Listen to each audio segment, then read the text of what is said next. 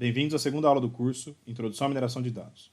Eu sou o professor Anderson Ara, sou pesquisador, professor de graduação e pós-graduação, com mais de 10 anos de experiência no ensino da estatística com foco em métodos computacionais. Nessa segunda aula do curso, iremos falar sobre o processo KDD, que é um processo, uma nomenclatura muito importante na área de mineração de dados, que às vezes o próprio termo se confunde com a definição de mineração de dados.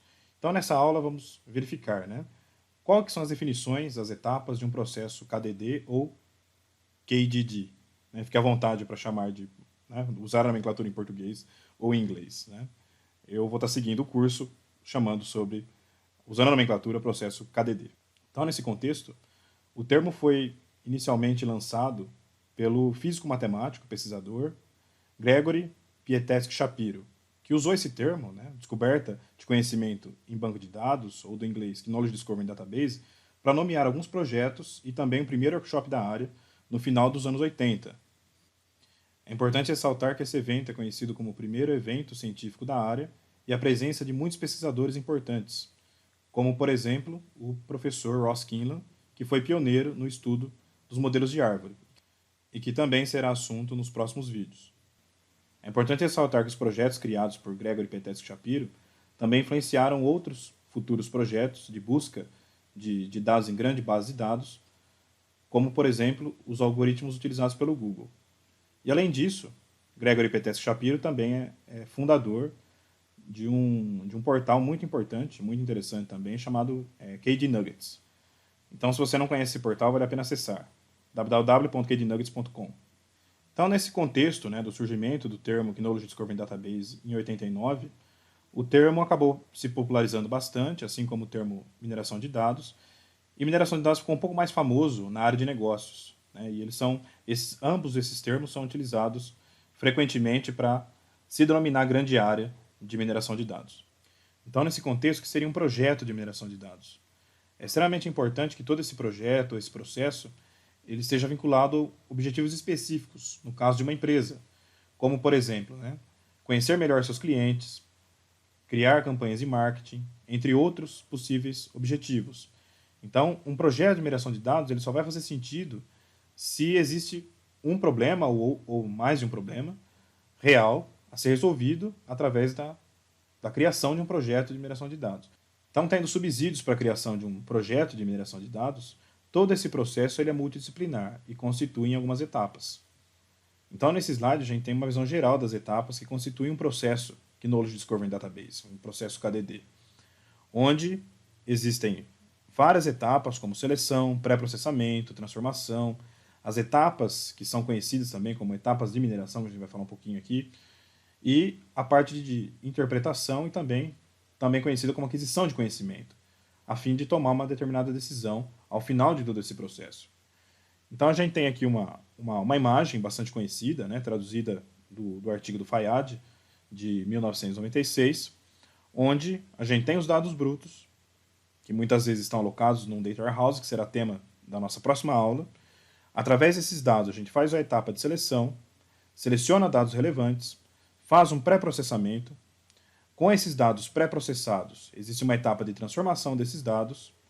Com esses dados transformados, a aplicação dos métodos de mineração de dados, a fim de se extrair padrões, e nesse contexto a interpretação dos padrões identificados em todo esse processo, a fim de subsidiar a tomada de decisões pela empresa. As etapas de um processo KDD envolvem vários passos, e cada um desses passos possui um peso diferente com relação ao tempo de execução.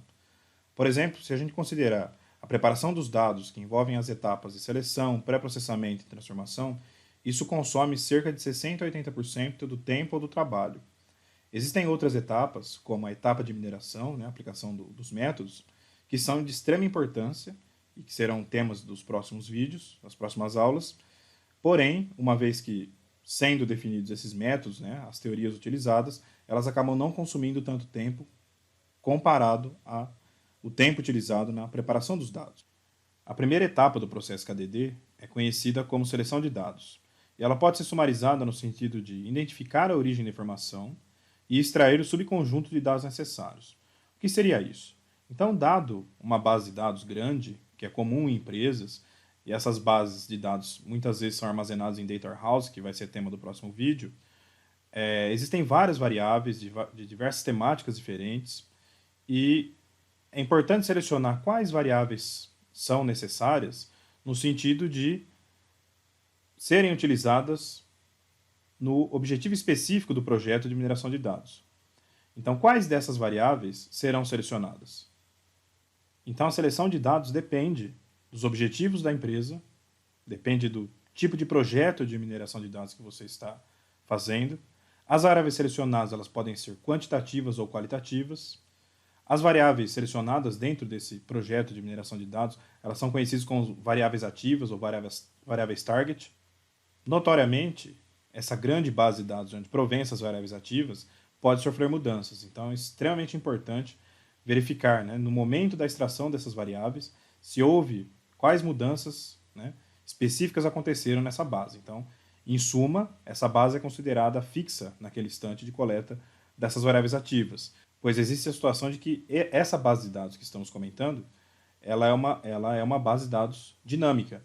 Então, é muito importante que ela seja considerada fixa nesse instante. A segunda etapa, que é a etapa de pré-processamento de dados, ela é extremamente importante no sentido de assegurar a qualidade dos dados selecionados. Nessa etapa do processo KDD, chamado de etapa de pré-processamento, é o momento de revisão geral da estrutura dos dados selecionados, né, nessas variáveis ativas, através de algumas medidas de qualidade. E como que a gente pode fazer isso? Né? Através de métodos exploratórios, estatísticas descritivas, técnicas de visualização ou até mesmo métodos de amostragem no sentido de revisar uma parcela dos dados. E é muito comum a gente ter alguns tipos de problema. Então, presença de outliers, né? Então, variáveis coletadas com erro ou dados não atualizados, presença de valores ausentes, né? Os famosos dados missing, né? Os missing values. Em ambas as situações, tanto na presença de outliers quanto de missing values, são situações que devem ser consideradas com muita cautela. Por exemplo, uma vez que um valor aberrante, um outlier, ele é detectado na análise, precisa se verificar como que a análise vai proceder com relação a isso. Se aquele valor ele é realmente um outlier, ele pode ser considerado um outlier, e se ele vai permanecer ou não, né, na análise. Se ele não permanece na análise, aquela observação ela se torna uma observação missing. E uma vez que esse outlier ele é deletado, ele pode gerar outros outliers também.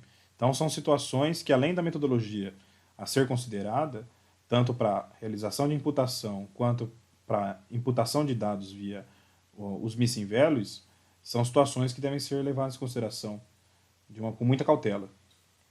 E falando um pouco mais sobre pré-processamentos realizados com missing values, existem algumas alternativas mais simplistas, como eliminar a linha de todas as observações, né? Então, se a gente tem um dado faltante para uma determinada observação, eliminar a linha inteira, que é um problema se a base de dados é pequena, ou até mesmo eliminar uma variável que possua uma grande proporção de missing, né? Então, por exemplo, temos uma variável numa base de dados que ela tem 30, 40, 50% de valores faltantes naquela coluna, naquela variável. E que é um problema, né, se aquela variável ela é muito importante, se ela é uma variável-chave. Né? Ou até mesmo realizar processos de análise de dados, mineração de dados, para verificar se aquela variável é importante. Né?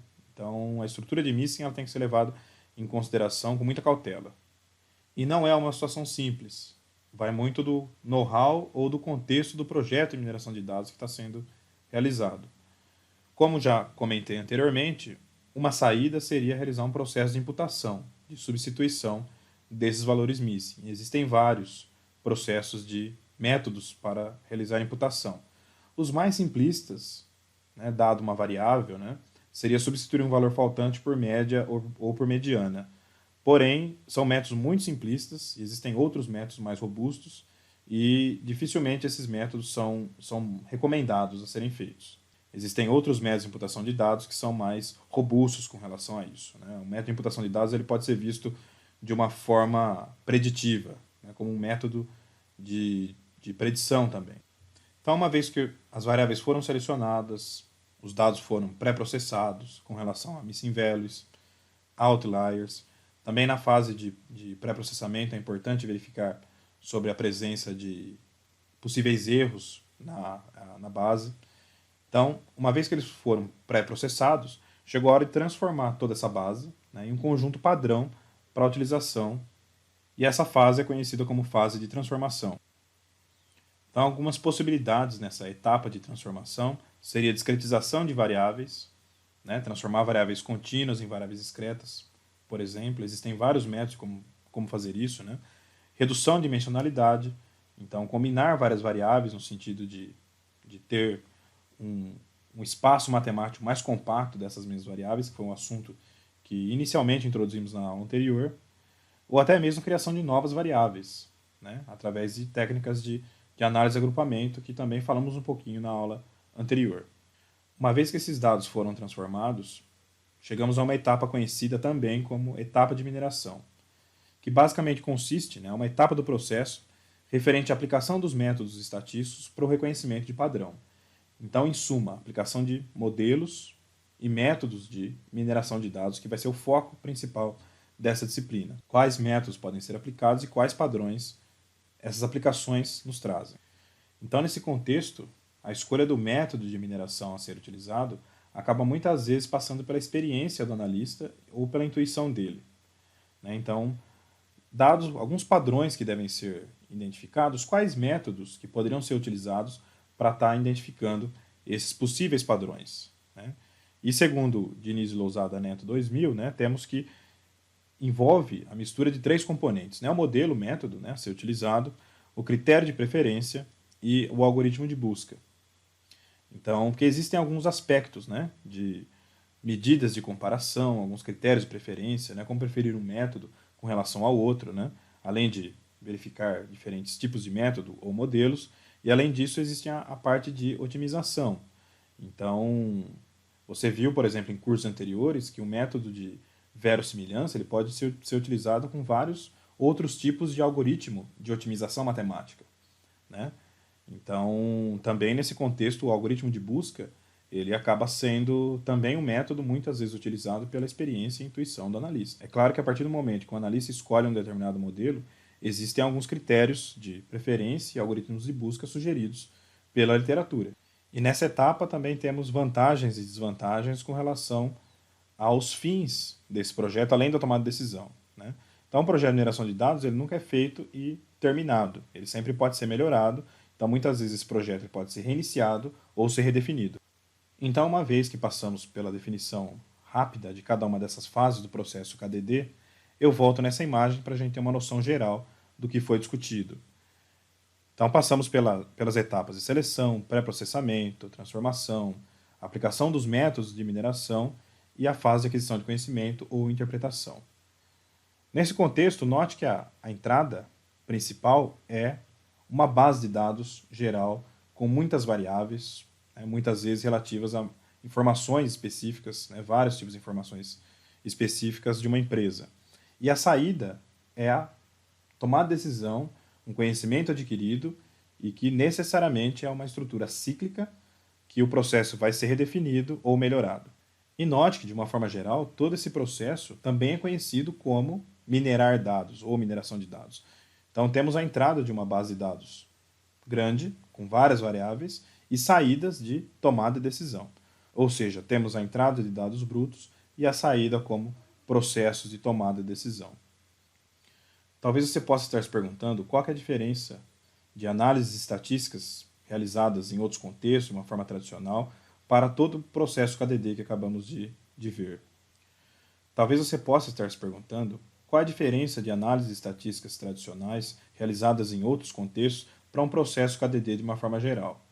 É evidente que toda análise estatística precisa de pré-processamento, transformação ou interpretação dos resultados. Essas diferenças de uma análise estatística tradicional e os processos KDD iremos falar em outras aulas, com mais detalhes. Porém, já gostaria de chamar a atenção para duas situações. Primeiramente, a entrada de dados.